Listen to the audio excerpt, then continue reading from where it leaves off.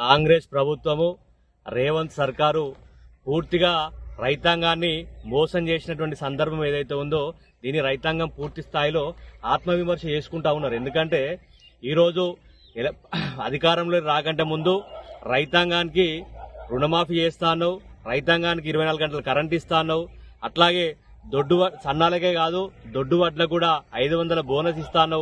ఇంకోటి కేసీఆర్ ఇచ్చేటువంటి కేసీఆర్ 2 సార్లు రైతు బంధు ఇస్తుండు, కేసీఆర్ 10,000 రూపాయలు రైతు ఖాతాలో జమ చేస్తుండు.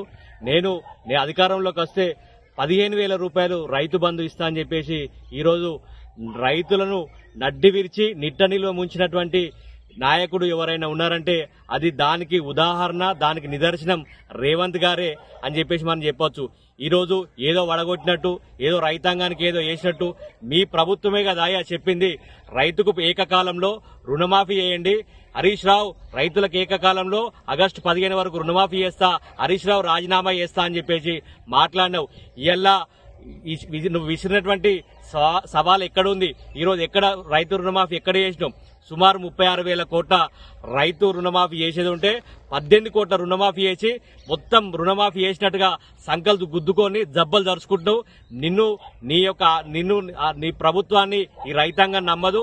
మళ్ళీ ఏదో గొప్పగా ఏదో వడగొట్టినట్టుగా ఈరోజు రైతుల పేరిట మళ్ళొకసారి రైతులను నయవంచన గురి చేస్తూ మళ్ళా రైతులను ఇవన్నీ చేసినటువంటి తప్పులను కప్పిపుచ్చి రైతు మనసు దోచుకునేటువంటి విధంగా ఈరోజు రైతుల పేరిట రైతు పండుగ అని చెప్పేసి నిర్వహిస్తున్నావు.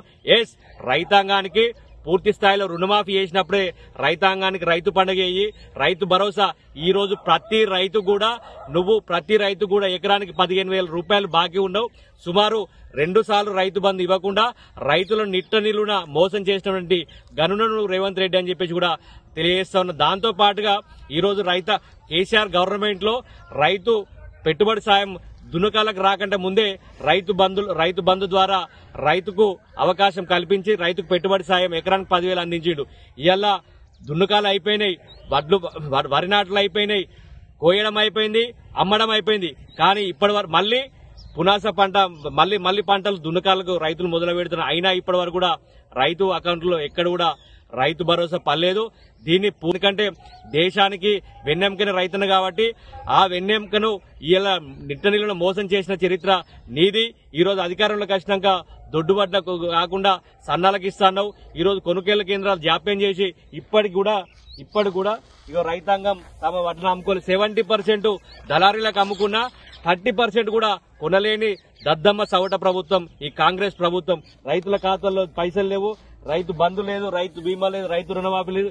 ఇవన్నీ పోయి ఈరోజు రైతులు మళ్ళొకసారి రైతులను మోసం చేయడానికి రైతుల సంబరాల పేరిట రైతులు ఎప్పుడు ఇవన్నీ జరిగినప్పుడు రైతులు సంబరంగా ఉంటారు. ఈరోజు రైతాంగం మొత్తం బాధపడుతూ ఉంది, రైతాంగం మొత్తం ఏడుస్తా ఉంది. ఈరోజు పెట్టుబడి సాయం లేక ఎక్కడికక్కడ రైతాంగం సంబంధించిన పనులన్నీ ఆగిపోయినాయి. ఈరోజు రైతును